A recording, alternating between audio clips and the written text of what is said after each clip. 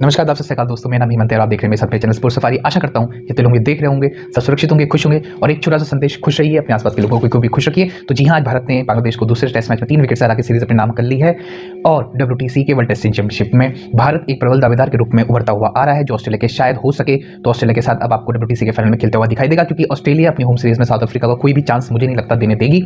और क्या आज हम ये कह सकते हैं ये टेस्ट सीरीज जीत के सब कुछ हमको मिल गया है? बिल्कुल नहीं। बहुत सारे सवाल जो पिछले कुछ वर्षों से उत्पन्न हुए थे भारत की टीम में, वो अभी भी वैसे ही के वैसे ही हैं। ठीक, तो सबसे पहले मैं आज आपको पहले बधाई के पात्र हैं हमारे अश्विन और श्रेयस अय्यर। देखिए, कम से कम 70-71 रन की जो इनकी पार्टनरशिप थी, इसने आज भारत की लाज बचाई, क्योंकि चौथी इनिंग्स में बैटिंग करना आप सारे बैट्समैन आपको स्ट्रगल करते हुए दिखाई दिए। ठीक है, अक्षर पटेल, श्रेयस अय्यर और आर अश्विन, इन्होंने अपना कहते हैं ना, बिल्कुल इन्होंने संयम के साथ, इन्होंने जुझारू तरीके से अपनी इनिंग्स को आगे बढ़ाया और एक जो बिल्कुल कह सकते हैं एक मिली हुई हार को टाला है इन 3 खिलाड़ियों ने अपनी जुझारू बैटिंग से।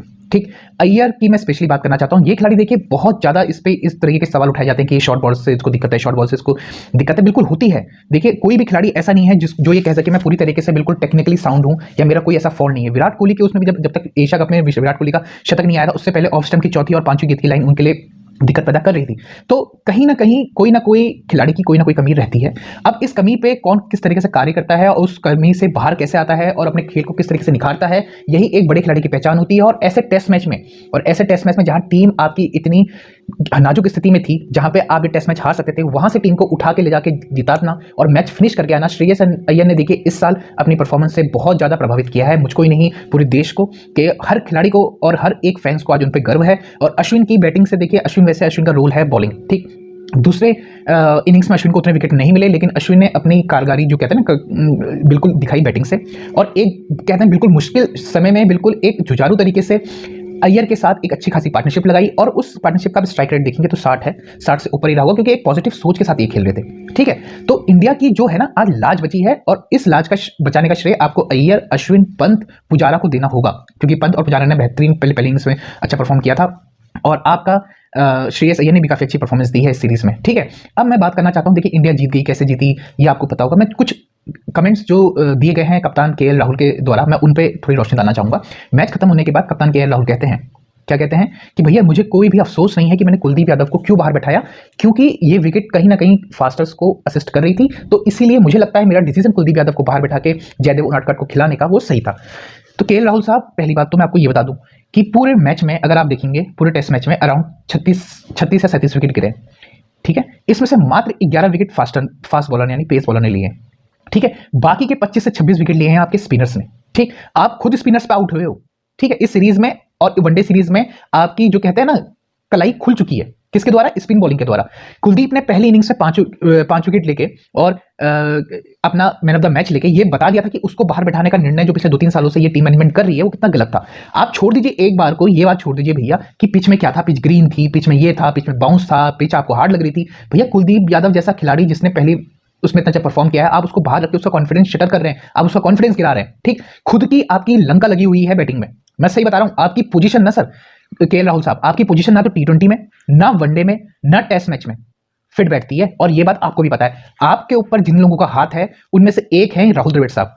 आप देखिए इस टेस्ट मैच में पंत की आपने परफॉर्मेंस देखी होगी इस टेस्ट सीरीज में। ठीक, वो बंदा वनडे में चाहे या T20 में चाहे उसकी परफॉर्मेंस में ऊपर नीचे बात कर सकते हैं, लेकिन टेस्ट में पंत जैसा विकेट कीपर इंडिया ने शायद ही, मैं ये शब्द यूज कर रहा हूं, बहुत सोच समझ के यूज कर रहा हूं, शायद ही इंडिया ने ऐसा विकेट कीपर अपने समय में बहुत टाइम बाद देखा है। मैं यहाँ पे धोनी से तुलना नहीं कर रहा हूं, धोनी तो बहुत महान कप्तान थे, मैं उनसे तुलना करने की कोशिश नहीं कर रहा हूं, मैं आंकड़े बयान करने की कोशिश कर रहा हूं, क्योंकि पंत एकमात्र ऐसे खिलाड़ी हैं जिनका इंडिया में भी शतक है, पंत एकमात्र ऐसे खिलाड़ी है जिनका इंग्लैंड में शतक है, पंत एकमात्र ऐसा खिलाड़ी है जिनका ऑस्ट्रेलिया में शतक है। विकेट कीपर की बात कर रहा हूं जिनके तीनों, 2 सेना कंट्रीज और एक अपने होम कंट्रीज में भी शतक है। पंत एकमात्र ऐसे विकेट कीपर भारतीय बल्लेबाज है।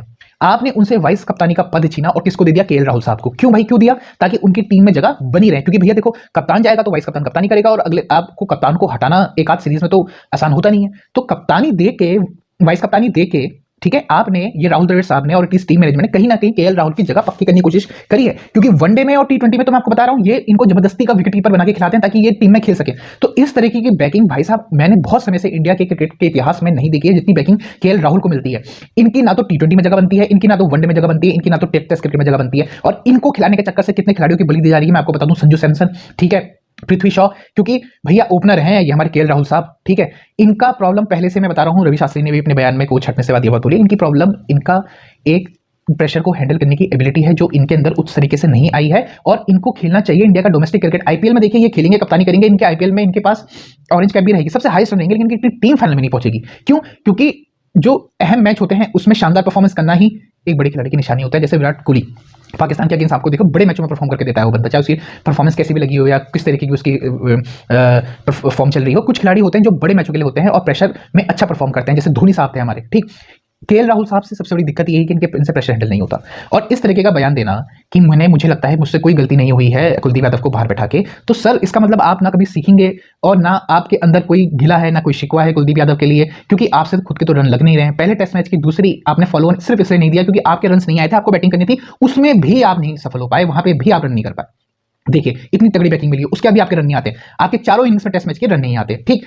फिर भी आप टीम के परमानेंट सदस्य हैं, ठीक। आपके ऋषभ पंत ऑस्ट्रेलिया में अच्छा परफॉर्म करके आते हैं, ठीक है, इंग्लैंड में अच्छा परफॉर्म करके आते हैं, इंडिया में अच्छा परफॉर्म करते हैं। वो बंदा 6 से 7 बार 90s के नर्वस 90s के स्कोर में आउट हुआ है। मैं उसको नर्वस इसलिए नहीं कहता हूं क्योंकि वो बंदा हमेशा टीम के लिए खेलता है। वो चाहता 90 से 100 रन बनाने के 150 बॉल खेल सकता है और अपना शतक पूरा कर ले, लेकिन नहीं, वो जिस इंटेंशन के साथ अपनी पहली बॉल से मैच स्टार्ट करता है उसी इंटेंशन के साथ वो अपनी आखिरी बॉल तक खेलता है। उसने अपने 6 से 7 शतक मिस किए हैं, ठीक है। और एक आप हैं जो सीरीज स्टार्ट होने से पहले ये बोल लेते हैं हम यहाँ पे बिल्कुल पॉजिटिव इंटेंट के साथ खेलेंगे। आपकी पॉजिटिव इंटेंट क्या है? 30 बॉल में 2 रन, 30 बॉलों में 4 रन। आप लोग किसको बेवकूफ बनाने की कोशिश कर रहे हैं, ये मतलब समझ से परे है। देखिए आपके साथ मैं आपको बताना चाहता हूं प्रॉब्लम इंडिया के सेटअप में कहां आ रही है। इंडिया के सेटअप में प्रॉब्लम ये आ रही है कि आपके टॉप खिलाड़ी, आप ले लीजिए रोहित शर्मा, आप ले लीजिए केएल राहुल, आप ले लीजिए विराट कोहली, क्योंकि चेतेश्वर पुजारा तो अभी घरेलू रणजी खेलते हैं और इंग्लैंड के डोमेस्टिक क्रिकेट में भी खेलते हैं। ये खिलाड़ी कभी भी आपको इंडिया के डोमेस्टिक रणजी उसमें खेलते हुए नहीं दिखाते हैं सीधे, क्योंकि व्हाइट बॉल से जब ट्रांजिशन होता है टेस्ट मैच की तरफ तो बहुत सारे आपके फैक्टर्स काम करते हैं। जैसे बैट स्विंग होगी आपकी तेज चलती है, क्योंकि व्हाइट बॉल में आप तेज रन बनाते हैं, ठीक है। टेस्ट क्रिकेट में आपको थोड़ा ध्यानपूर्वक खेलना पड़ता है, तो वहां पे आप फंसने के चांसेस ज्यादा रहते हैं। तो इनमें से कोई भी खिलाड़ी ऐसा नहीं है जो डोमेस्टिक क्रिकेट उतना खेलता है, ठीक है। तो डोमेस्टिक क्रिकेट जब आप नहीं खेलते हैं तो आप आदी नहीं होते हैं इतनी स्पिन खेलने के, वो भी एक साथ, कभी की क्वालिटी स्पिन हो रही हो या फिर पिच में कोई असिस्टेंस हो रही हो। तो जब तक चेतेश्वर पुजारा फॉर एग्जांपल आप देखेंगे अच्छा परफॉर्म करते हैं क्योंकि वो बीच में घरेलू क्रिकेट खेल रहे थे, आपको खेलते हुए दिखाई देते हैं, ठीक है। Surya Kumar Yadav T20 world cup में इतना अच्छा परफॉर्म कैसे करा है? क्योंकि T20 वर्ल्ड कप जाने से पहले उन्होंने घर में घरेलू क्रिकेट खेली थी जिसमें बहुत अच्छा उनका परफॉर्मेंस रहा है, ठीक है। तो घरेलू क्रिकेट ना खेलने का एक भारत के खिलाड़ियों को बहुत बड़ा डिसएडवांटेज होता है, ये मुझे ऐसा लगता है। बाकी आप लोगों को कैसा लगता है ये आप सोच सकते हैं, ठीक है। दूसरी बात मुझे ये बात करनी है राहुल द्रविड़ साहब से, मैं इनसे हाथ जोड़ के विनती करता हूं, भैया आप एक्सपेरिमेंट करना बंद कर दो, अच्छे खिलाड़ियों को मौका दो। पृथ्वी शॉ जैसे, शुभम गिल जैसे इन खिलाड़ियों की जगह आप प्लीज परमानेंट करने की कोशिश करिए, क्योंकि आप कुछ बड़े नामों को बचाना चाह रहे हैं जिसकी वजह से उनका करियर के साथ खिलवाड़ हो रहा है, ठीक है। कुलदीप यादव, अब इन्होंने खिलाया जयदेव उनादकर को। देखिए मेरी परेशानी जयदेव उनादकर के साथ नहीं है, वो क्यों खेले, वो खेलते तो उमेश यादव की जगह खेल सकते थे। क्यों मैं ये कह रहा हूं उमेश यादव की जगह खेलते थे? क्योंकि उमेश यादव को ये अपना फ्रंटलाइन सीमन नहीं मानते हैं, मैं आपको बताना चाह रहा हूं। क्योंकि ये मानते हैं मोहम्मद शमी को, जसप्रीत बुमराह को, जब ये दोनों आ जाएंगे तो उमेश यादव की जगह शायद नहीं बन पाएगी, क्योंकि तीसरे आपके मोहम्मद सिराज हैं।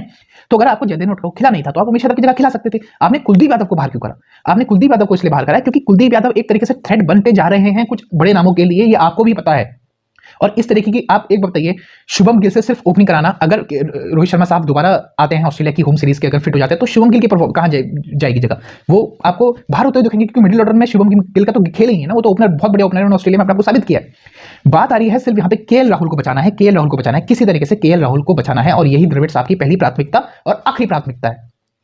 और कोई परमानेंट 11 इनके पास नहीं रहती है, यही मुझे सबसे बड़ी प्रॉब्लम लगती है। हमेशा टीम कॉम्बिनेशन के साथ इनको ऐसा पता नहीं क्या लगता है कि ये चेंज करते रहते हैं और वर्षों से लेके 2-3 वर्षों में तो इतनी खराब स्थिति रही है भारतीय क्रिकेट के सेटअप की कि किस खिलाड़ी की जगह पक्की है उसको पता ही नहीं है, ठीक है। रवि बिश्नोई से लेके मोहम्मद सिराज से लेके, ठीक है, और मैं आपको नाम गिनाते जाऊं, क्या कहते हैं ये हमारे संजू सैमसन, ठीक है, पृथ्वी शॉ, ऐसे खिलाड़ी, राहुल त्रिपाठी भी बहुत अच्छा परफॉर्म कर रहा है, टीम की जगह बनती है। लेकिन ये खिलाड़ी अच्छा करेंगे, करते जाएंगे, लेकिन जब ये पीक में होंगे, अपनी परफॉर्मेंस पीक में होगी, तो ये कभी नहीं खेलेंगे, क्योंकि बड़े नामों को बचाना है राहुल द्रविड़ साहब की इस कॉम्बिनेशन। तो मैं बीसीसीआई से आग्रह करना चाहता हूं, कृपया इस टेस्ट मैच को देखने के बाद, इस सीरीज को देखने के बाद कुछ बड़े निर्णय ले लीजिए आने वाले अगले सालों में। ये मेरी आपसे विनती है और गुजारिश है, आप प्लीज इस पे गौर कीजिए। जैसे मैं मीडिया से भी अपील करता हूं कि अच्छे खिलाड़ी, फॉर एग्जांपल कुलदीप यादव, ठीक है, संजू सैमसन, ठीक है, पृथ्वी शॉ, इन खिलाड़ियों के लिए प्लीज अपील कीजिए, आवाज उठाएं अपनी, ताकि ये आवाज बीसीसीआई तक जाए और कुछ चेंजेस होने अब जरूरी है। क्योंकि बहुत ज्यादा रोहित